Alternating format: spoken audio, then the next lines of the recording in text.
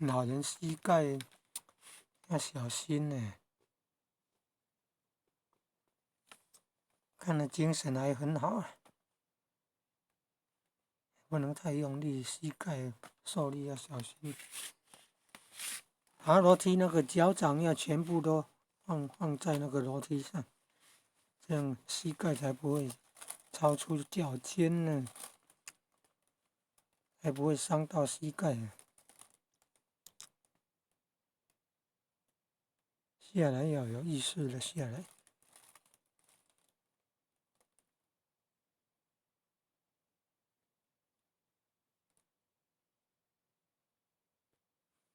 有意识的下来，就是先有做肌肉收缩的准备，然后才踩到那个阶梯上，这样膝盖比较不会受伤。不然下来了，膝盖比较容易受伤哦。